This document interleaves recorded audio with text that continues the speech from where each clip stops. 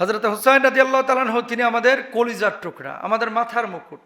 আমার নবীকে যেমন ভালোবাসি, হুসাইন হাসানকে রাদিয়াল্লাহু তাআলা আনহুমাকে আমরা তেমনই ভালোবাসি। কিন্তু এর অর্থ এই না ভালোবাসার বহিঃপ্রকাশ আমরা পিঠ দিয়ে রক্ত ছুটিয়ে দেখাবো। এর অর্থ এই না যে হাই হাসান হাই হুসাইন করে আমরা প্রলাপ করব, আমরা কান্নাকাটি করব।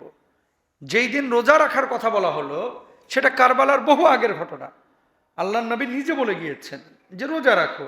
এখন এই দিন আপনি যদি রোজা না রেখে শরবত খান, রোজা না রেখে শরীর থেকে রক্ত ছোটান, রক্ত বের করেন, হাই হাসান হাই হোসেন করে আপনি মাতম করেন, আপনি যদি রাত্রিবেলায় আপনার পটকাবাজি করেন, আপনি যদি এই যে তাজিয়া মিছিল করেন, যে সমস্ত কাজগুলো আমাদের অনেক ভাইরা বুঝে হোক না বুঝে হোক করছে, কাজগুলো আসলে শরীয়তের আয়নায় বা হাদিসের আয়নায় দেখা যায় না। এমন একটি মাস চলছে যে মাসটি হচ্ছে আরবি ক্যালেন্ডারের প্রথম মাস মুহররম।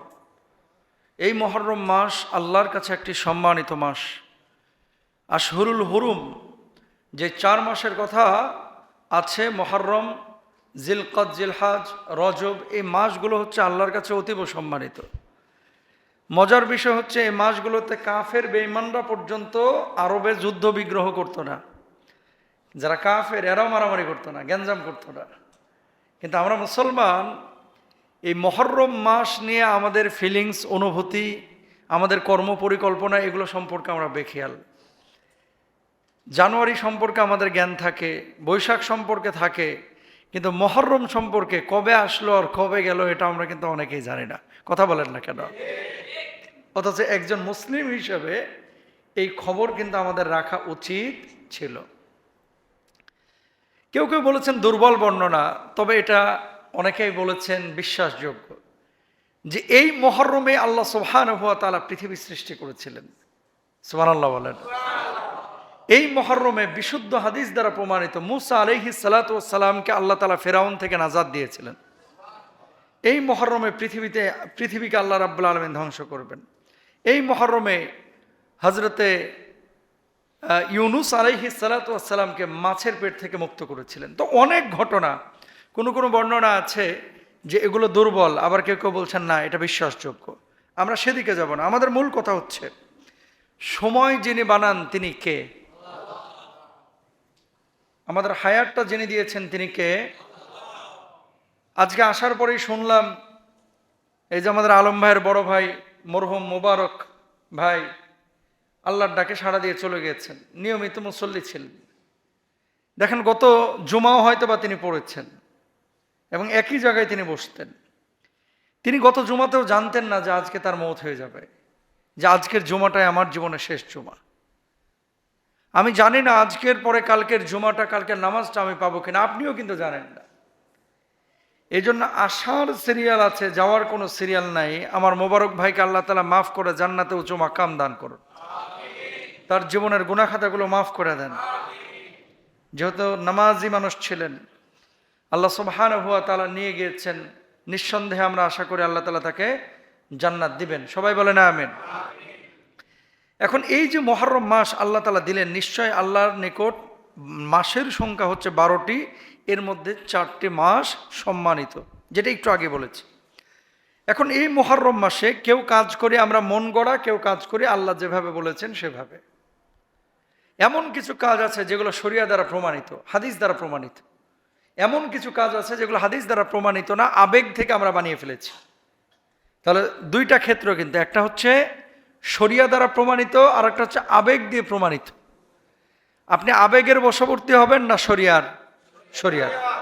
কোরআনের আয়নায়, হাদিসের আয়নায় আগে নিজেকে দেখব যে এটা কোরআন অনুমোদন করে কিনা, হাদিস অনুমোদন করে কিনা। যদি করে আমল করব, যদি না করে আমল করব না। কথা বলেন ঠিক কিনা?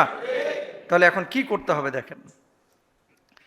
আল্লাহর নবী বিশ্বনবী সাল্লাল্লাহু আলাইহি ওয়াসাল্লাম মুহররম মাসকে শাহরুল্লাহ বলেছেন, আল্লাহর মাস বলে সম্বোধন করেছেন। তিনি বলেছেন আল্লাহ রাব্বুল আলামিন এই মাসকে সম্মানিত করেছেন। ফালা তাযলিমু ফীহিন্না আনফুসাকুম, এই মাসগুলোর উপরে, এই মাসগুলোর মধ্যে নিজেদের উপরে জুলুম করো না। এই মাসের মধ্যে সুদ, ঘুষ, জিনা, ব্যভিচার, গালমন্দ করা, মানুষকে আঘাত করা, এই সমস্ত কাজগুলো তোমরা করো না। কারণ আইয়ামে জাহিলিয়াতের পরে যে কাফের বেঈমানরা ছিল তারাও কিন্তু এই কাজগুলো করতো না। যদি আপনি করেন আল্লাহ রব্বুল আলামিন আপনাকে সওয়াব দিবেন না, ফজিলত দিবেন না, নিজের ক্ষতি নিজেই করবেন, নিজের পায়ে নিজেই কুড়াল মারবেন।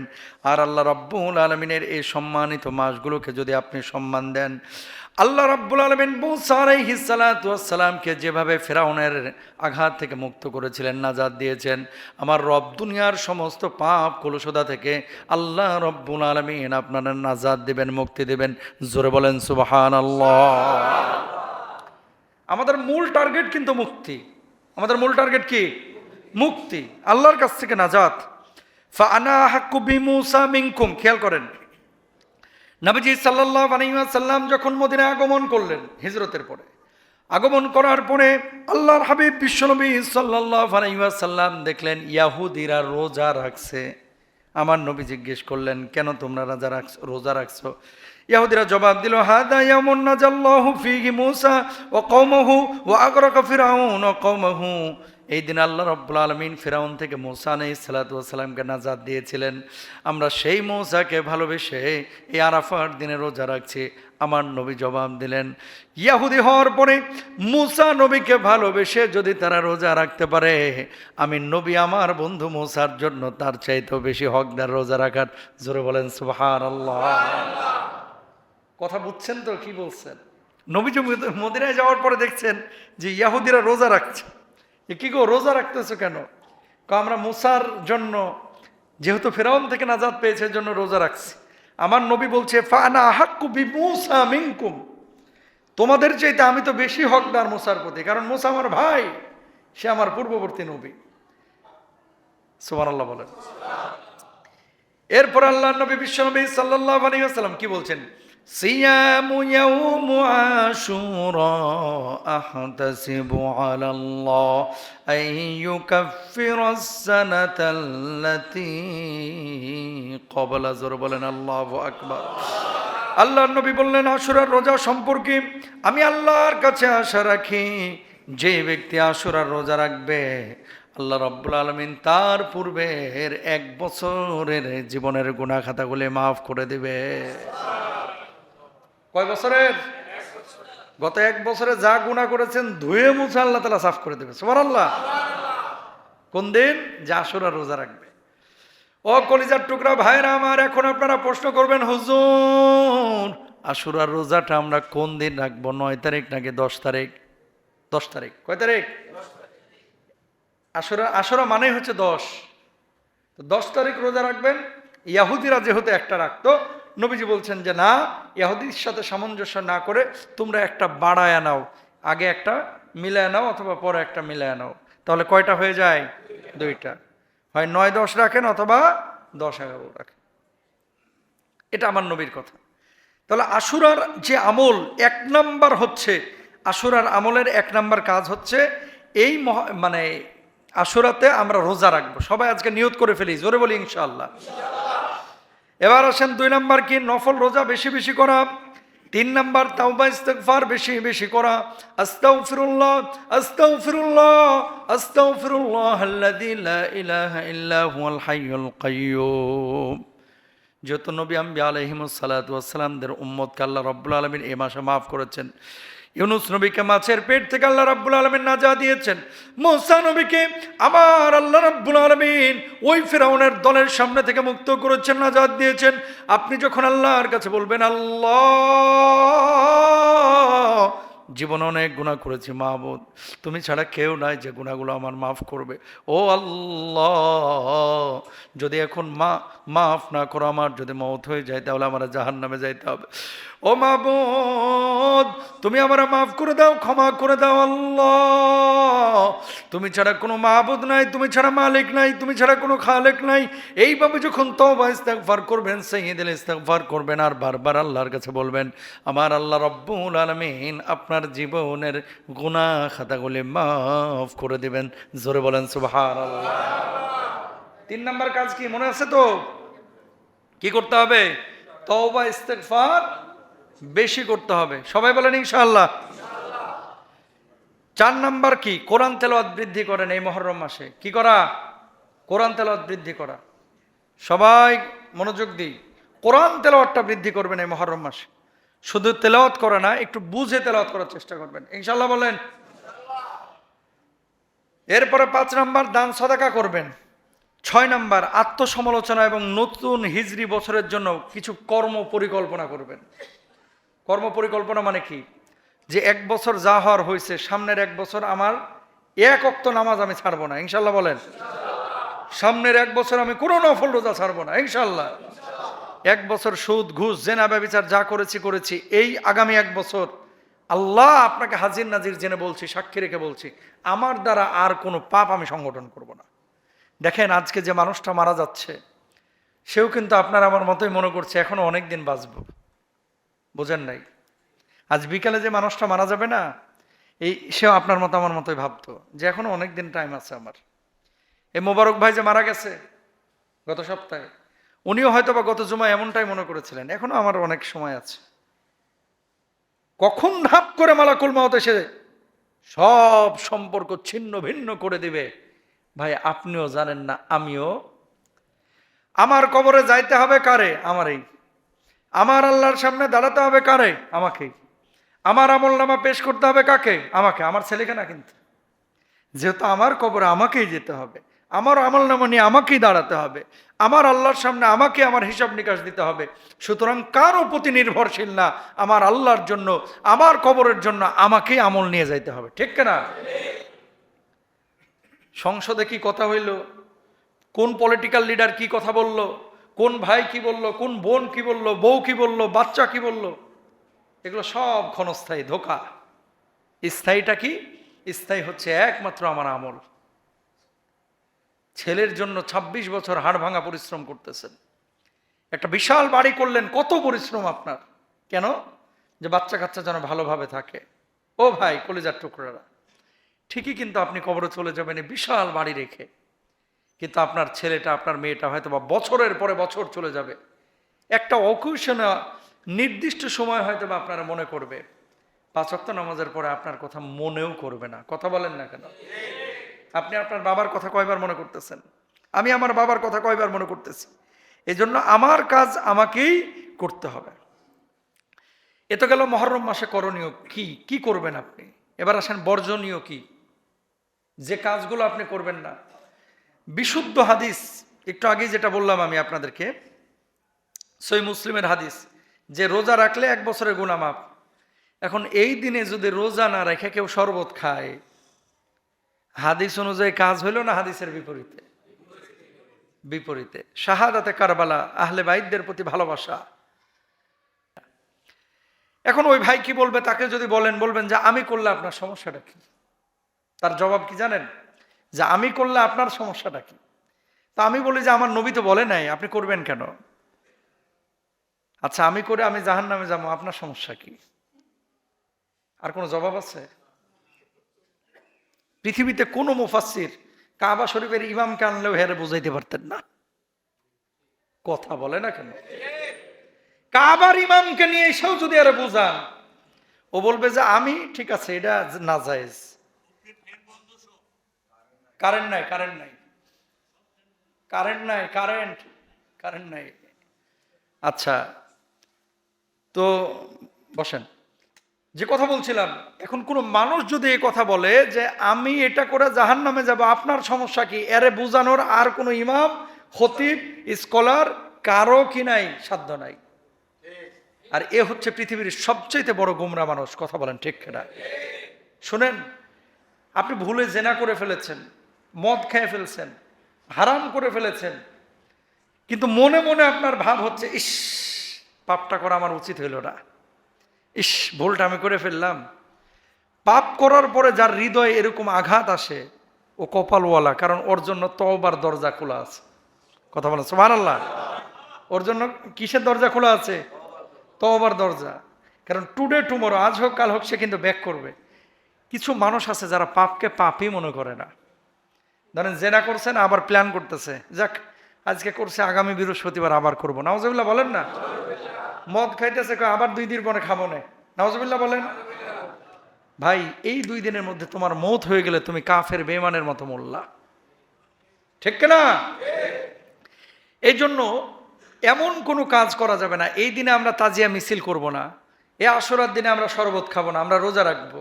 এ আশুরার দিনে আহলে বাইতদের জন্য আমরা দোয়া করব। এ আশুরার দিনে আমরা মিছিল মিটিং করব না। এ আশুরার দিনে আমরা মানুষকে কষ্ট দিব না, কোনো অপচয় করব না, নিজেদেরকেও কষ্ট দিব না। এই যে রক্ত বের করা, আল্লাহ বলছে ওয়ালা তুলকু বিআইদিকুম ইলা তাহলুকা। আল্লাহ নিজে বলছেন কোরআনে যে তোমরা নিজেদেরকে ধ্বংসের দিকে ঠেলে দিও না। পিঠে যদি আপনি এভাবে শেকল দিয়ে হাই হাসান হাই হোসেন করে এভাবে চাপড়ান, পিঠ দিয়ে রক্ত বাইর হয় না? একটা দুর্ঘটনাও তো ঘটতে পারে, ঘটে অনেক সময়। এই যে আগুনের উপর দিয়ে ঝাঁপ মারতেছেন, কোথায় পেয়েছেন এগুলা? প্রিয় ভাইরা আমার, আর একটা কথা শুনেন মনোযোগ দিয়ে। হযরতে হুসাইন রাদিয়াল্লাহু তাআলা আনহু, আল্লাহ রাব্বুল আলামিন জান্নাতের যুবকদের সর্দার তাকে তিনি বানিয়েছেন, বানাবেন কিয়ামতের ময়দানে। তিনি যেমন শহীদ হয়েছেন, আবু বকর, ওসমান, আলী রাদিয়াল্লাহু তাআলা আনহুমদের মতো সাহাবীরা তারাও কিন্তু শহীদ হয়েছেন হুসাইনের শাহাদাতের জন্য। যদি আপনি পীর চাপড়ান তাহলে আবু বকর, আলী, ওসমান, ওমরের জন্য আল্লাহ রাব্বুল আলামিনের সামনে আরো বেশি আপনার পীর চাপড়ানো দরকার ছিল। কথা বলেন ঠিক কিনা? চারজন প্রধান সাহাবী, চারজনই তো শহীদ হয়েছেন। চারজন শহীদ হয়েছেন না? তো ওনারাও তো দুনিয়া থেকে বিদায় নিয়েছেন। এখন ওনাদের জন্য কি আলাদা আলাদা আপনি মিছিল মিটিং করবেন? যদি সব সাহাবীর আপনি হিসাব করেন তাহলে বছরে 12 মাসে 300 দিনের বেশি মিছিল করা লাগবে। কথা কন না কেন? বুঝছেন বিষয়টা? আমি যে কথাটা বলতে যাচ্ছি, হযরতে হুসাইন, হাসান রাদিয়াল্লাহু তাআলা আনহুমা, তারা আমাদের কলিজার টুকরা, কোনো সন্দেহ নাই। কিন্তু এর অর্থ এই না যে আমরা হযরতে হাসান হুসাইন রাদিয়াল্লাহু তাআলা আনহুমাকে আপনার এমনভাবে হযরত হাসান এবং হুসাইন রাদিয়াল্লাহু তাআলা আনহুমাকে নিজেদের সামনে নিয়ে আসবো যে হযরত হাসান এবং হুসাইন যেগুলো বলেন নাই, নিজেরা যা করেন নাই সেগুলো আমরা করব। আল্লাহ তাআলা আমাদেরকে বুঝদান করুক, আমিন বলেন। দীর্ঘ আলোচনা, সময় বেশি লাগবে এজন্য। তাহলে করণীয় কি পাইলেন আর বর্জনীয় কি পাইলেন পেয়ে গেছেন, যে এগুলো করবেন আর এগুলো করবেন না। পয়েন্ট আকারে কয়েকটা বলে দিয়েছি, আল্লাহ কবুল করুক। দিন শেষে আমাদের প্রত্যেককে কিন্তু মরতে হবে, প্রত্যেকটা মানুষ আমরা মারা যাব।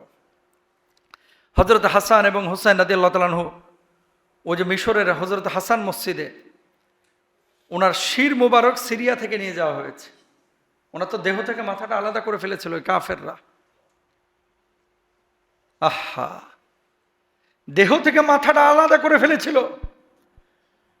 যখন ওই জালেমরা বারবার মাথাটাকে লাঠি দিয়ে খোঁচাচ্ছিল আর তিরস্কার করছিল হুসাইন রাদিয়াল্লাহু তাআলা আনহুর মাথা নিয়ে, আল্লাহর নবীর একজন বৃদ্ধ সাহাবী ওখানে জীবিত ছিলেন। বলছেন, এই আল্লাহর নবীর অনেক স্মৃতি আমার মনে আছে, আমি নিজে দেখেছি। নবীজির এই ঠোঁট দিয়ে হুসাইনের মাথায় চুমু দিয়েছে, নবীজির এই ঠোঁট দিয়ে হুসাইনের কপালে চুমু দিয়েছে। আল্লাহর কসম করে বলছি, তুই খোঁচা মারিস না, হুসাইনের এই মাথাটার সাথে বেয়াদবি করিস না, ছারখার হয়ে যাবি। বেয়াদব তারপরও বেয়াদবি করেছিল।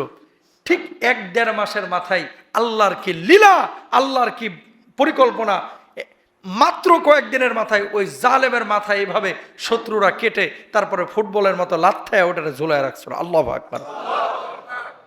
আমার নবী যেই কপালে চুমু দিয়েছে সেই কপালে তারা আঘাত করেছে।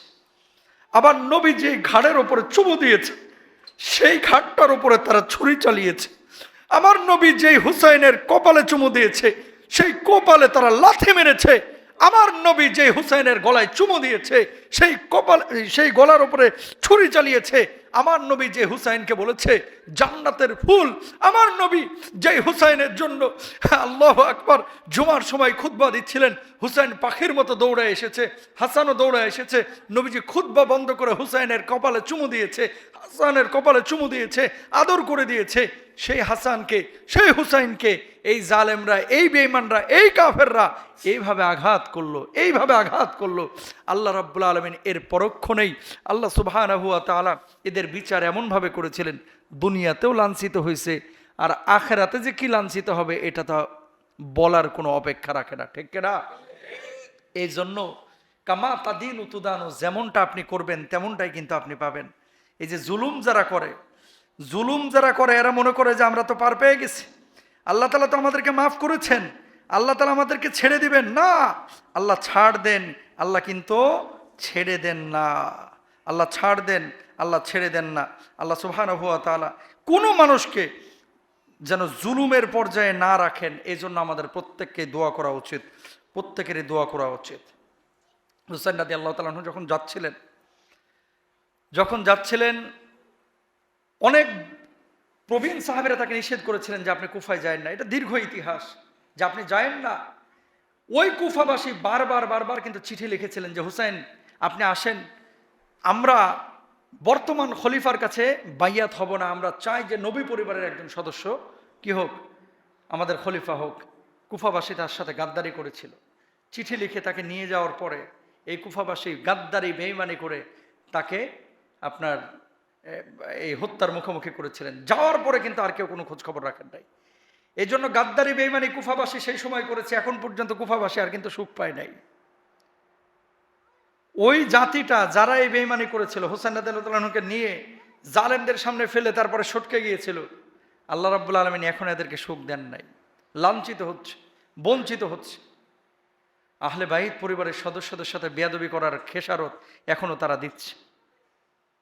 আমি তো গিয়েছি মিশরে, হুসাইন রাদিয়াল্লাহু তাআলা আনহুর মাথা মোবারক যেখানে দাফন করা, কালের পরিক্রমায় দেখেন তারা এই বিচ্ছিন্ন দেহটাকে কাফেররা সহ্য করতে পারে নাই। এটাকে নিয়ে তারা কত ধরনের যে বেয়াদবি করেছে।